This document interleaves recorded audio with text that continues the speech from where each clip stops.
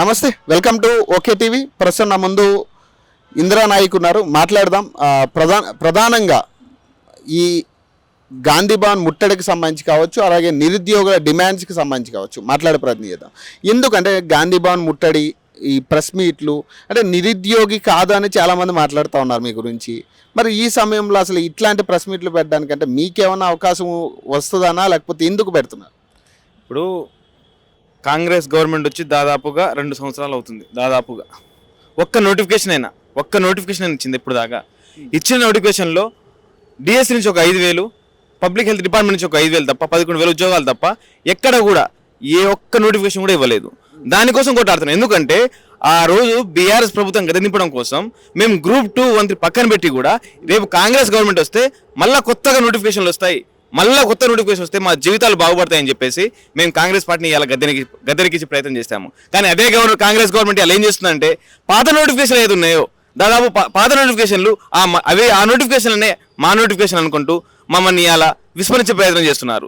మేము ఒకటే చెప్తున్నాం, మీ కాంగ్రెస్ గవర్నమెంట్ వచ్చిన తర్వాత ఒక్క నోటిఫికేషన్ అయినా మీరు ఇచ్చినట్టు ప్రూఫ్లు ఆధారాలు ఏమైనా ఉంటే తీసుకురండి. ఎందుకంటే ఇలా 60,000 ఉద్యోగాలు ఇచ్చాను ఒక మంత్రి అంటారు, ఇంకో 10,000 ఎక్కువ పెంచి 90 ఇంకో పెంచి 70,000 ఉద్యోగాలు ఇచ్చానని చెప్పేసి మంత్రి శ్రీధర్ బాబు చెప్తారు.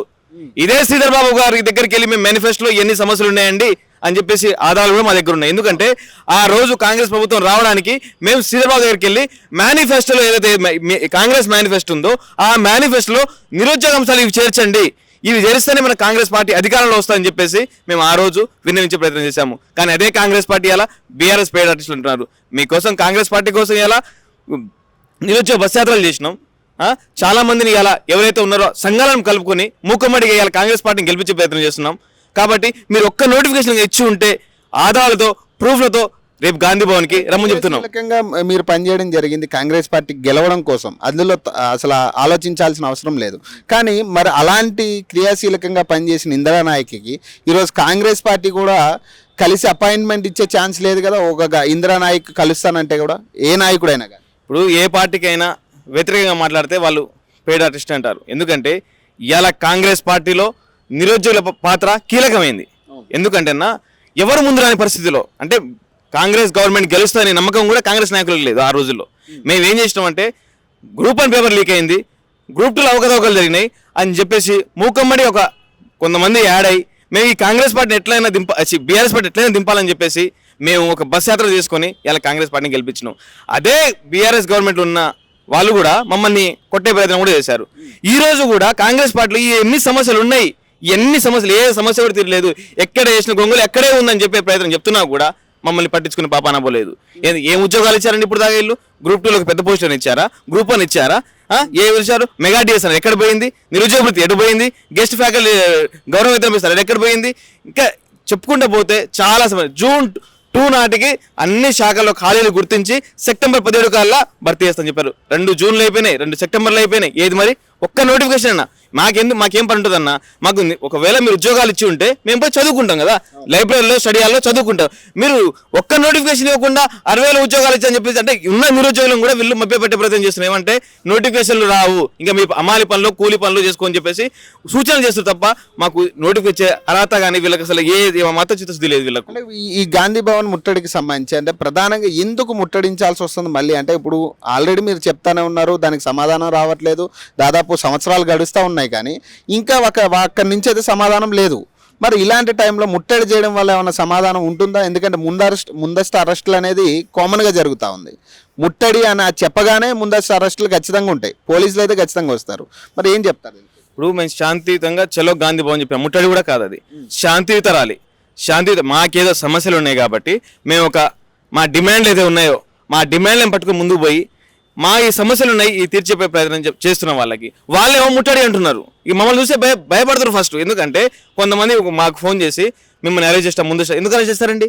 మేము ముట్టడికి వస్తున్నామా? మేము దాడికి వస్తున్నాం? మీదికి ఏం రావట్లేం కదా. మా సమస్యలు ఉన్నాయి, ఇక్కడ నిరుద్యోగుల సమస్యలు ఉన్నాయి. ఆ సమస్యలు ఆ రోజు గాంధీ భవన్లో ఎవరుంటారో వాళ్ళకి విన్నవించే ప్రయత్నం చేస్తాం. మీకేం నొప్పి?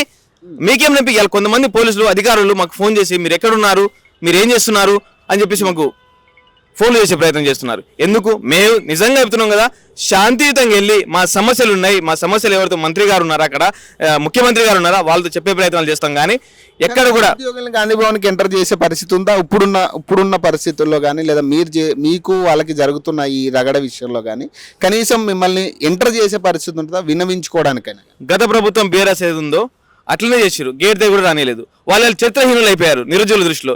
వీళ్ళు కూడా లోపల రానియకపోతే చరిత్రహీనులుగా మిగిలిపోతారు. ఎందుకంటే ఇవాళ మిమ్మల్ని గెలిపించిన నిరుద్యోగులు కదా, సమస్యలు ఉన్నాయో బాబు మీకు చెప్పుకోవడానికి వస్తున్నాం అంటే కూడా మీరు అరెస్ట్ చేసే ప్రయత్నాలు చేస్తే మాత్రం చరిత్రహీనులు అవుతారు చెప్తున్నా. ఎందుకంటే సమస్యలు ఉన్నప్పుడు శాంతియుతంగా ఎవరైతే ఉన్నారో మీకు అందుబాటులో ఉన్న వాళ్ళు ఎవరైనా ఉన్నారో సీఎస్ తోటో కానీ లేకపోతే వేరే వాళ్ళతో కానీ మాకు మాట్లాడే ప్రయత్నం చెప్పండి. ఉన్న వాస్తవాలు చెప్పండి. అసలు ఎందుకు ఉద్యోగాలు ఇవ్వట్లేరు? 2 సంవత్సరాలు అయిపోతుంది, ఉద్యోగాలు ఎందుకు ఇవ్వట్లేరు? మాకు నిధులు లేవన్నా లేకపోతే ఏమైనా సమస్యలు ఉన్నాయని చెప్తే మాకు వివరించే ప్రయత్నం చేస్తే అదే ఇష్యూపై మేము నిరుద్యోగులు చెప్పుకుంటాం కదా. మీరు ఏం చెప్పకుండా ఇలా ముందస్తు ఆలోచన చెప్పేసి ఇలా గాంధీ భవన్ చుట్టూ 1000 మంది పోలీసులు మోహరించారు. మొత్తం ఇలా గాంధీ భవన్ చుట్టూ కానీ ఇలా చిక్కడపల్లి లైబ్రరీ చుట్టూ కానీ అంతమంది పోలీసులు ఎందుకు మోహరించారు? ఏం అవసరం ఉంది మీకు? నిజంగా మీకు సమస్య పట్ల చిత్తశుద్ధి ఉంటే మీకు సమస్యలు తెలిసినప్పుడు మీరు తీర్చే ప్రయత్నం చేయాలి కదా. మరి నిరుద్యోగులతో అంటే మీరు చాలా క్రియాశీలకంగా వ్యవహరించారు, బస్సు యాత్ర కావచ్చు, తర్వాత విషయంలో కావచ్చు. కానీ మరి మీరు చెప్పడానికి ఎప్పుడైనా ప్రయత్నం చేశారా? మీకు సంబంధించిన నాయకులు, గతంలో బస్సు యాత్ర నడిపించిన నాయకులకు ఈ విషయాన్ని చేరవేసే పరిస్థితి చేసిరా? మేము చాలాసార్లు బల్మూరి వెంకట్ గారికి కానీ, రియాజ్ గారికి, ఆకుని మురళి గారు కానీ, కోదండరామ్ సార్కి చాలాసార్లు ఈ సమస్యలన్నీ ప్రస్తావించిన. సార్ ఈ సమస్యలు చాలా ఉన్నాయి, మీరు ఒక్క సమస్య కూడా తీర్చలేదని చెప్తే ఇలా ఆకునుడి సార్ ఆడబండిండు. ఇలా ఆకునుడి సార్లు కాంగ్రెస్ పార్టీని తీసుకొచ్చే ప్రయత్నంలో జిల్లాలు పర్యటన చేసిండు కదా. ఈ ఆకునుడి సార్ ఎక్కడ పోయిండు? కోదండరామ్ సార్ పెద్ద మనిషి ఎక్కడ పోయిండు? ఎక్కడున్నారు వీళ్ళందరూ? ఆ రోజు పిల్లల అవసరం ఉందని చెప్పేసి వాళ్ళ చుట్టూ లైబ్రరీల చుట్టూ గాంధీ భవన్ల చుట్టూ తిరిగేవారే. ఇలా ఎక్కడున్నారు వీళ్ళందరూ ఎక్కడున్నారు? ఇవాళ కనీసం సమస్యలు ప్రస్తావిస్తున్నా కూడా ఇలా ఇంట్లో లేరు ఎవరు కూడా. ఈ ఆకునుడి సార్ అయితే జిల్లాలో అసలు ఇంత దేశంలో ఇంత మేధావిలేడిగా ఈయన చెప్పే మాటలు అందరూ అని చెప్పేసి ఇలా జిల్లా తిరిగినప్పుడు కాంగ్రెస్ పార్టీ రావడానికి. మరి ఇదే మేము చెప్పడానికి పోతే కనీసం ఫోన్ కూడా తీయటం ఎందుకు? అంటే భయపడతారు, ముఖ్యంగా వీళ్ళు నిరుద్యోగులు భయపడతారు. మేము శాంతియుతంగా గాంధీ భవన్ ర్యాలీగా పోతున్నాం, ముట్టడి కోసం. ఇంకోసారి చెప్తున్నాం, ముట్టడి కాదు ఇది, శాంతియుతమైన ర్యాలీ. శాంతియుతంగా మా సమస్య వినడమే. కనుక మీరు కనుక ముట్టడి చెప్పి మాకు ఏదైనా అరెస్ట్ చేస్తే మాత్రం ఇది బీఆర్ఎస్ పార్టీ అయితే చరిత్రహీన నిరుద్యోగుల దృష్టిలో మీరు చరిత్రహీనులు అవుతారని చెప్పేసి సింధు రెడ్డి కూడా మాట్లాడుతూ ఉంది. మొన్న కూడా నా స్టూడియోలో మాట్లాడడం జరిగింది. ఈ అంశం ఇక్కడ చర్చించాలా లేదా అనేది ఒకటి. అంటే ఏంటి, ఆమెకి సంబంధం ఉందా బస్సు యాత్రకు సంబంధించి? ఆమె ఆధారాలతో నేను ఉన్నాను అని చూపిస్తూ ఉంది. మీరేం చెప్తారు? ఇప్పుడు సింధు రెడ్డి ఆ రోజు యావత్ నిరుద్యోగులు 33 లక్షల మంది కాంగ్రెస్ పార్టీ రావాలని చెప్పేసి బస్ యాత్రలు ఇంకో యాత్రలు చేస్తుంటే ఈమె కేటీఆర్ దగ్గర పోయి కేటీఆర్ పక్కన కూర్చొని ఆమె బీఆర్ఎస్ కొత్త పలికే ప్రయత్నాలు చేసింది. ఇక ఆమె బస్ యాత్ర చేసినట్టు మేము ఎట్లా నమ్మాలి చెప్పండి? ఆమెకు బస్ యాత్రకు సంబంధమే లేదు. అసలు ఎక్కడుందామా? కేటీఆర్ దగ్గర ఉంది. ఇలా యావత్ నిరుద్యోగులు అందరూ బస్ యాత్రలు చేస్తుంటే ఈమె ఎక్కడ పోయి కేటీఆర్ దగ్గర పోయి ఒత్తాసు పడుతుంది బీఆర్ఎస్ ప్రభుత్వానికి. ఈవెన్ నేను నిరుద్యోగ బస్ యాత్ర చేసిన చెప్పండి, మీరు ఎట్లా నమ్మారో నాకైతే అర్థం కాదు. ఎందుకంటే ఆమె నమ్మే పరిస్థితి లేదు. ఎందుకంటే బీఆర్ఎస్ దగ్గరికి వెళ్ళి ఎవరైతే కేటీఆర్ దగ్గర పోయి వాళ్ళు మాట్లాడింది అఫీషియల్ గా బీఆర్ఎస్ జాయిన్ అయిన ఫోటోలు కూడా బయటకు వచ్చినాయి కదా. నేను ఆ గురించి నేను మాట్లాడడం లేదు, బయటకు వచ్చిన ఫోటోలు ఉన్నాయి, ఏదో పేర్లు ఉన్నాయి, అవి కూడా ఉన్నాయి కదా. నేను ఆ గురించి ఎక్కడ తప్పుగా మాట్లాడి నాకు అవసరం లేదు. ఎందుకంటే ఆమెకు కానీ బస్ యాత్రకు కానీ కాంగ్రెస్ పార్టీకి కానీ సంబంధం లేదు. ఎందుకంటే ఆమె ఆ రోజు కేటీఆర్ దగ్గర పోయి కూర్చొని బీఆర్ఎస్ పార్టీకి ఒత్తాసు పలికింది. అంటే ఆమె క్లియర్గా చూపిస్తూ ఉంది ఫొటోస్. కోదండరామ్తో నేను బస్ యాత్ర టైంలో నేను మాట్లాడినా, చర్చించిన, మీటింగ్లు పెట్టినా, రియాజ్ సార్ నాతో గొడవ కూడా పడ్డారని ఆమె చెప్తా ఉంది కదా చాలా క్లియర్. చాలా మంది రూమర్స్ నాకు కూడా తెలియదు వాస్తవంగా రూమర్స్ మాట్లాడుకుంటారు. ఎందుకంటే నేను కాంగ్రెస్ పార్టీ కోసం పనిచేస్తే నాకేంటి, నాకేమి ఇస్తారని చెప్పేసి ఆ రోజు కోదండరామ్ సార్కి కానీ రియాజ్ గారు కానీ ఈ అమ్మాయికి కానీ గొడవ జరిగిందని నాకు తెలుసు. ఎందుకంటే గెలిపించే ప్రయత్నంలో నాకేమైనా ఇస్తారా అంటే ఈమె నిరుద్యోగుల కోసం రాలేదు, ఈమె ఏదన్నా ఎమ్మెల్సీ పదవి కోసమో కార్పొరేట్ పదవి కోసమో ఆశించే ప్రయత్నం చేసింది. ఆ ఆశించే ప్రయత్నంలో భాగంగా కోదండరామ్ సార్ గారైనా రియాజ్ సార్ గారైనా ఒక మాట చెప్పారు, ఇలా కాంగ్రెస్ పార్టీ గురించి నేను హామీ ఇవ్వలేను. ఎందుకంటే పార్టీ వస్తుందో రాతో నాకు తెలియదు, వస్తే కూడా నిరుద్యోగులకు ఏదో ఉపయోగపడే విషయాలు చెప్తాం కానీ నీకు కార్పొరేట్ పదవి కానీ ఎమ్మెల్సీ పదవి కానీ ఇచ్చే ప్రయత్నం జరగదని చెప్పేసి వాళ్ళు ముఖాముఖిగా స్పష్టంగా చేయడంతో అక్కడి నుంచి వెళ్ళి ఇంకా నెక్స్ట్ తెల్లారే కేటీఆర్ దగ్గర పోయి కూర్చొని మాట్లాడింది. ఇది నాకు తెలిసిన విషయం. అంటే నాకు తెలిసిన ఏదైతే విషయం ఉందో అనుకుంటున్నా తెలుసు, కానీ ఇక లోపల ఏం జరిగిన విషయం నాకు తెలియదు. మరి మొన్న దయాకర్తో కూడా చర్చలు జరిగినాయి కదా, మరి అక్కడ రెస్పాన్స్ ఏం రాలేదా? మళ్ళీ ఇప్పుడు మీరు ఏదైతే గాంధీ భవన్కి వెళ్తా అంటున్నారు, మరి అక్కడ రెస్పాన్స్ ఏం లేదా? ఈ చిన్నగాని దగ్గర మన అద్దంకి దయాకర్ గారు వచ్చి నేను 2 రోజులు మీకు స్పష్టమైన హామీ ఇస్తాను. 2 రోజులు అయిపోయింది, 10 రోజులు దాటిపోయింది ఇప్పటికి. మరి ఎక్కడ స్పష్టమైన హామీ? నువ్వు మీ సత్యమణి గారితో ఫోటో పెట్టావే, మరి ఎవరితో దిగినా? ఇప్పుడు దిగినవా? గతంలో దిగిన ఫోటో నాది. మరి మీరు సీఎం రేవంత్ రెడ్డి దగ్గర పోతే 2 నిమిషాల వీడియో పెట్టవచ్చు కదా, సార్ ఎన్ని సమస్యలు ఉన్నాయి, పిల్లలు ఆవేశపడుతున్నారు, ఒక 2 నిమిషాలు వీడియో కనుక మాతో ఉంటే మీరు పెడితే అది వాళ్ళకు అంటే ఒక ఈ వెళ్తుందని చెప్పేసి చెప్పొచ్చు కదా, ప్రూఫ్ ఉంటుంది కదా. ఆ ప్రూఫ్ ఏం చేయకుండా గతంలో దిగిన ఫోటోని పెట్టి ఇలా ఆయన మీడియాలో పెట్టుకున్నాడు. మేము మాట్లాడినా తర్వాత వచ్చి మాట్లాడతాయి. ఇప్పుడు ఆడిపోయిండు, 10 రోజులు దాటిపోయింది కదా. ఆయన కూడా చెప్పిన డెడ్ లైన్ చెప్పినాం, ఆగస్టు 15 లోపల మీరు ఏమైనా చేస్తే మాత్రం బాగుంటుంది. 10 తర్వాత ఉధృతంగా ఉంటుంది. ఎందుకంటే రాష్ట్రాల్లోనే జిల్లాలో అన్ని విద్యార్థులను కోఆర్డినేట్ చేసుకుంటారు. ఎందుకంటే ఉద్యమాన్ని ఉధృతం చేయాలనుకుంటారు. ఎందుకంటే ఒక్క నోటిఫికేషన్ కూడా ఇవ్వని పరిస్థితి. జీపీలో 5,000 ఖాళీ పోస్ట్ ఉన్నాయి. రాబోయే 40,000 ఉద్యోగాల్లో కూడా ఈ మా ఉద్యోగాలు కావు, అంగన్వాడీ ఉద్యోగాలు, ఆర్టీసీ డ్రైవర్ ఉద్యోగాలు. అంటే వాళ్ళు గతంలో ఏదైతే బీఆర్ఎస్లు అమలు పనులు చేసుకుని కూలి పనులు చేసుకుని చెప్తారు, వీళ్ళు కూడా చెప్తారు అంగన్వాడీలో చేయనండి, ఆర్టీసీ ఇలా పిహెచ్లు చేసుకుంటూ మేము అంగన్వాడీ చేయాలా, అంగన్వాడీ చేసుకోవాలా, మాకేం సంబంధానికి. కాబట్టి మా నోటిఫికేషన్ అయితే గ్రూప్ 1, 2, 3 అన్ని శాఖలు అటెండెన్స్ స్థాయి నుంచి డిప్యూటీ కలెక్టర్ అన్ని ఖాళీ ఉన్నాయి.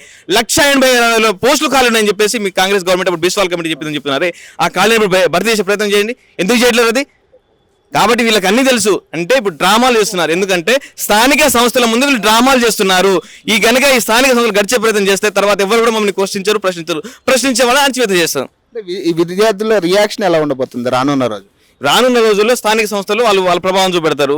లేక అది కూడా మారకపోతే నెక్స్ట్ గవర్నమెంట్ ఇది ఉండదు. ఎందుకంటే రాబోయే ఏ గవర్నమెంట్ ఏదైతే బలంగా వచ్చే గవర్నమెంట్ ఉందో వాళ్ళని నమ్ముకుంటారు వాళ్ళు. కాబట్టి ఈ గవర్నమెంట్ పోయే ప్రమాదాలు చాలా ఎక్కువ ఉన్నాయి. గాంధీ భవన్కి సంబంధించి మేము ఏదైతే మా డిమాండ్స్ మేము చెప్పుకోవడానికి మేము వెళ్తున్నాం తప్పితే ఇది కేవలం ముట్టడికి సంబంధించి అయితే కాదు. ఎక్కడా కూడా మేము సామరస్యంగానే మేము వెళ్ళి కలిసి మా విన్నపాలు ఏవైతే ఉన్నాయో అవి అక్కడ ఉన్న నాయకులకు కానీ ఎవరికైనా చెప్పుకోవడానికి మేము ప్రయత్నం చేస్తాం. మమ్మల్ని ముందస్తు అరెస్టులు చేసే పరిస్థితి అయితే కనపడతా ఉంది అనేది కూడా ఇంద్రా నాయక్ చెప్తా ఉన్నారు. సో మరిన్ని అప్డేట్స్ కోసం చూస్తూనే ఉండండి ఓకే టీవీ.